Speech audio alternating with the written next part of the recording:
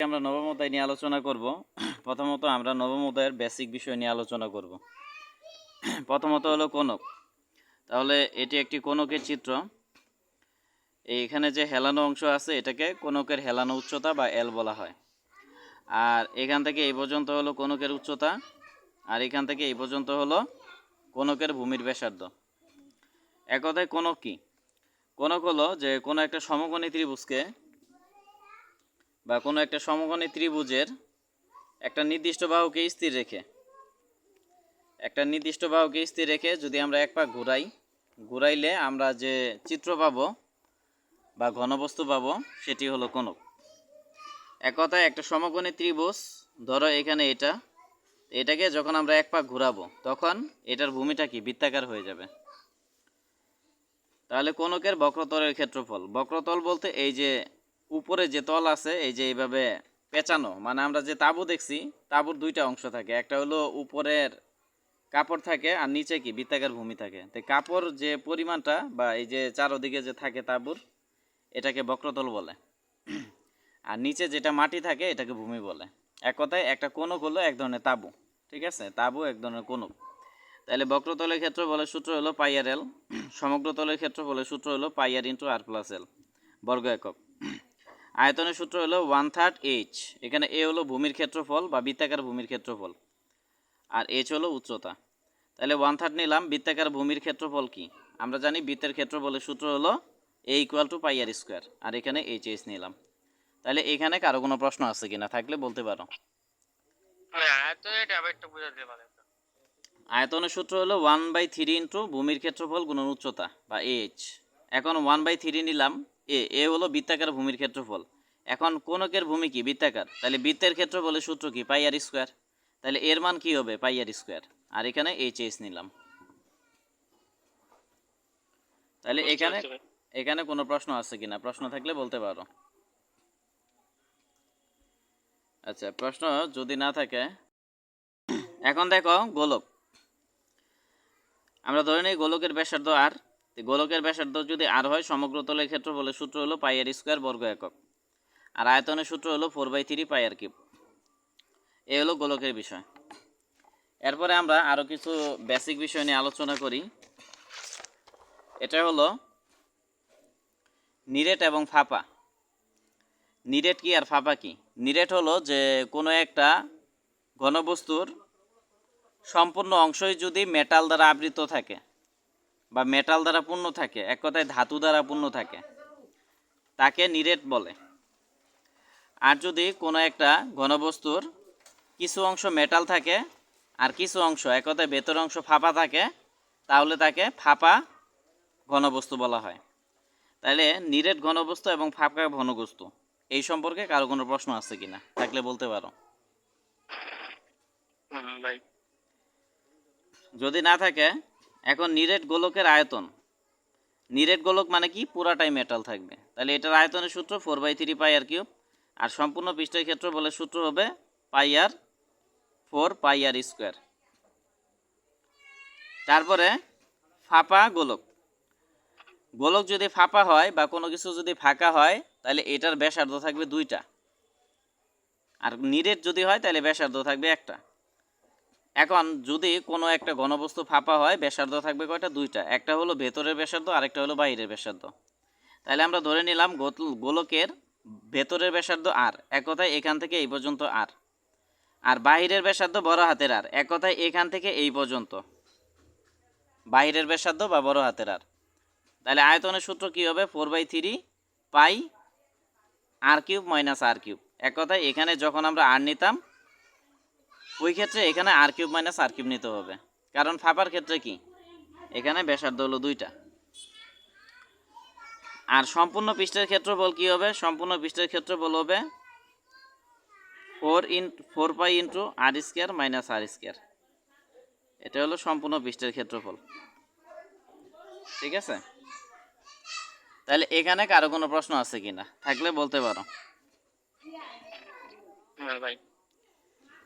এরপরে নল বা সিলিন্ডার। সিলিন্ডার যখন নিরেট হবে, এক কথায় পুরোটা যখন ধাতব দিয়ে মোড়ানো থাকবে বা মেটাল দিয়ে মোড়ানো থাকবে, তখন আয়তনের সূত্র হবে 4 পাই আর স্কোয়ার এইচ বা এল। এক কথায় এখানে এইচ বা এল একই বিষয়, এইচ মানে উচ্চতা, এল মানে দৈর্ঘ্য। এক কথায় এটা একটা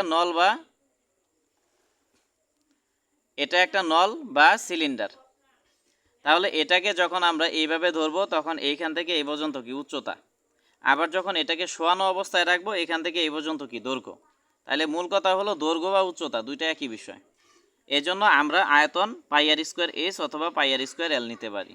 এক কথায় এইচ এর পরিবর্তে এল বা এল এর পরিবর্তে এইচ নিতে পারি, কোনো সমস্যা নেই।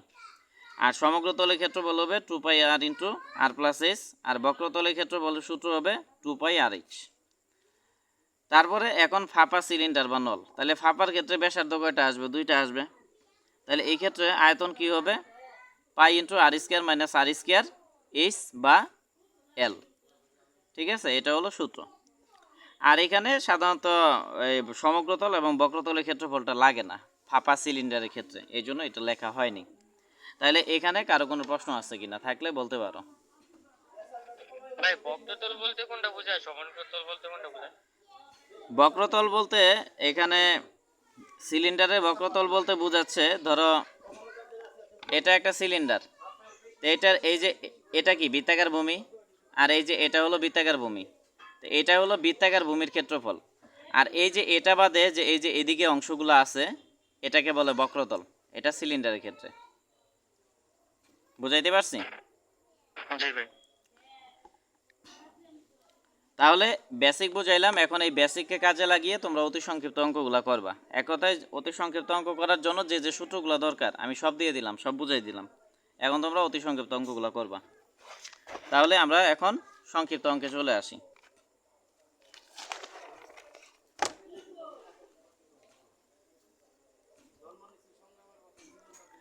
আচ্ছা, প্রথমত সংক্ষিপ্ত প্রশ্ন 1 নাম্বারটা মারুপ পড়ো। এটা হবে 20 টাকা। একটি সমবৃত্ত ভূমি কোণের ভূমির পরিসীমা হচ্ছে 22 মিটার হলে এর আয়তন ও বক্রতলের ক্ষেত্রফল নির্ণয় করো।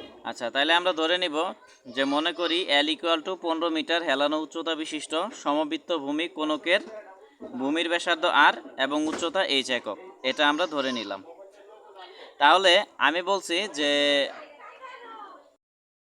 আচ্ছা দেখো, এখন আমি বলছিলাম যে গণিত যেভাবে প্রশ্ন করে আমাদের উত্তরটা সেভাবেই করতে হবে। তো প্রশ্নে কী দেওয়া আছে? ভূমির পরিসীমা দেওয়া আছে 22 মিটার, এই জন্য আমরা লিখব ভূমির পরিসীমা। তাহলে আমরা জানি যে কোণকের ভূমি কি বৃত্তাকার, তো কোণকের ভূমি যদি বৃত্তাকার হয় বৃত্তের পরিসীমা সূত্র কি 2 পাই আর, বা ভূমির পরিসীমা কত দেওয়া আছে 22 আর 2 নিলাম, পায়ের মান হলো 22/7 আর আর নিলাম। এখন আমরা যদি আর এর মান বের করি তাহলে 7 আছে নিচে, এটা উপরে চলে যাবে, এক কথায় 22-এর সাথে 7 গুণ হবে। আর 2 ইন্টু 22 আছে উপরে, এটা কি নিচে চলে যাবে, এক কথায় ভাগ হয়ে যাবে। তাহলে এটা ক্যালকুলেশন করব, ক্যালকুলেশন করলে আর এর মান 3.5 মিটার আসবে। এরপরে আমরা কোণকের উচ্চতা বের করব। তো কোণকের উচ্চতা বের করার জন্য আমরা একটা সূত্র দেখব। সূত্রটা হলো যে এটা যদি সমকোণী ত্রিভুজ হয়, এল হলো অতিভুজ, এইচ হলো উচ্চতা আর আর হলো ভূমি। হ্যাঁ বলো। তাহলে আমরা জানি যে অতিভুজ স্কোয়ার ইকুয়াল টু লম্ব স্কোয়ার প্লাস কি ভূমি স্কোয়ার, এটা হলো সূত্র। তাহলে এই সূত্রটাই আমরা অ্যাপ্লাই করব। আমরা জানি যে লম্ব স্কোয়ার প্লাস ভূমি স্কোয়ার ইকুয়াল টু অতিভুজ স্কোয়ার। তাহলে এইচ এর মান যদি বের করি এইচ স্কোয়ার রাখবো, এর স্কোয়ার রাখলাম, আর প্লাস আর স্কোয়ারকে এদিক পাস করলে মাইনাস আর স্কোয়ার হবে। এখন যদি আমরা এইচ এর মান বের করি স্কোয়ারকে এদিক পাস করলে রুট হয়ে যাবে। এখন রুট রাখলাম এল, এল এর মান কত? এল এর মান আমরা পাইছি 15, তাহলে 15 দিব স্কোয়ার স্কোয়ার মাইনাস দিলাম আর আর এর মান আমরা কত পাইলাম 3.5, 3.5 দিব স্কোয়ার স্কোয়ার দিব। তাহলে এটা ক্যালকুলেটর হিসাব করলে 14.59 মিটার আসবে। এখন কোণকের আয়তন, তাহলে আয়তনের সূত্র হলো 1/3 পাই আর স্কোয়ার ইজ ঘন একক।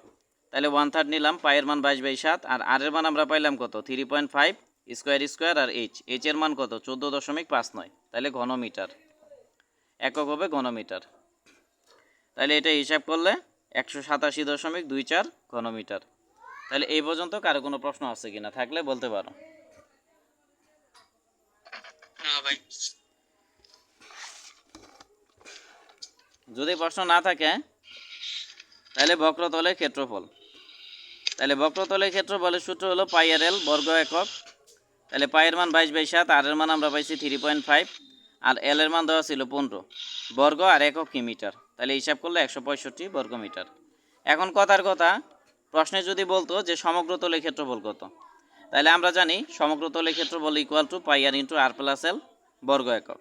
এখন যা শুধু মান বসাই দিব, বসাই দিয়ে হিসাব করলে 203.5 বর্গ মিটার। তাইলে এই পর্যন্ত কারো কোনো প্রশ্ন আছে কিনা, থাকলে বলতে পারো। না ভাই। আচ্ছা, যদি প্রশ্ন না থাকে, এখন সংক্ষিপ্ত 2 নম্বরটা তোমাদের কাজ থাকবে, এটা তোমরা ট্রাই করবা। এখন আমরা রচনামূলকে চলে যাই।